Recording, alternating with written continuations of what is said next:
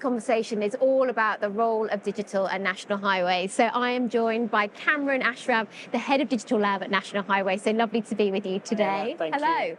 Can you tell us a bit about the role you do at National Highways? Fabulous. I head up something called Digital Lab, which is within something called Chief Data Office. So it's the organization that plans out strategies for us to use our data better and put them into improved digital experiences in the company. And so if you could sort of summarize National Highways Digital Lab kind of just in a nutshell, what would it be? It would be, as we move increasingly into the digital world, everyone's using phones, apps, everyone is getting digital. You've got those speakers that you speak to and it sings a song or wakes you up. We need to be ready for that. So Digital Lab is trying to accelerate the way we think about understanding the need and then pulling together the right types of work that enable customers on the road to feel the benefit of that. And how is Digital Lab elevating National Highways? We're doing a couple of new things. The first thing is, historically, we've always thought about the customer on the road as our customer. So we've built roads for people. We have then said, let's put better technology on there to make them safe. And that's us being almost like heroes. We've realized as we go forward, there's a lot of companies, whether that's a car manufacturer, whether that's a wayfinding app, these are their customers as well. So the first thing is we need to partner better with the people who also touch the customer. There's no point in us reinventing what they're doing. And actually, if they've got a great digital experience, then why don't we help them to improve it even better for the customer on the road? So partnerships is huge for us as we go forward. The second thing is, can we operate digitally so that instead of it being difficult for people to take our data, can we make it so easy for them to consume, it's a no-brainer to put into their digital products? And what's the approach you've taken to kind of share data with the mobility ecosystem? Great question. I think public sector historically has struggled to give information that is digestible.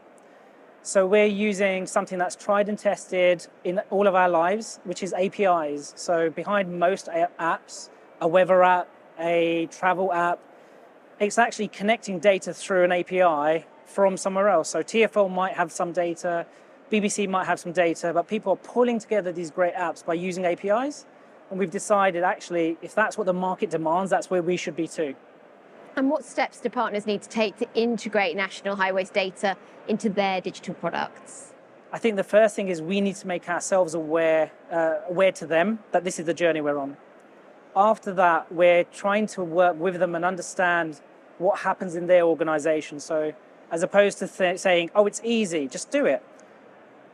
There's a level of, we need to teach each other about each other's organizations and strategies and the values that we're trying to deliver on. Because as highways, safety is all for us. Having a reliable journey, data that we can trust, it's not profit. So we need to work with people who have that shared purpose. We then need to tailor what we're doing to fit their roadmap. They may have committed a lot of technology spend for the next 10 months.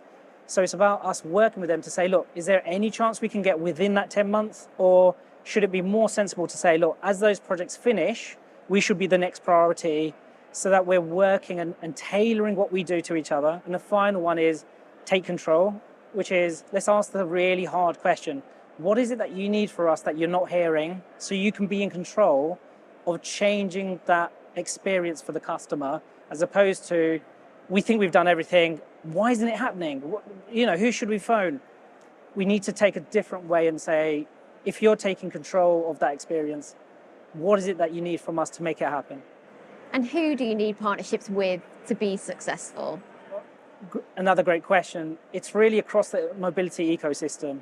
And some people might be thinking it's about the apps that the consumers are using because everybody uses Waze, Google Maps and other things.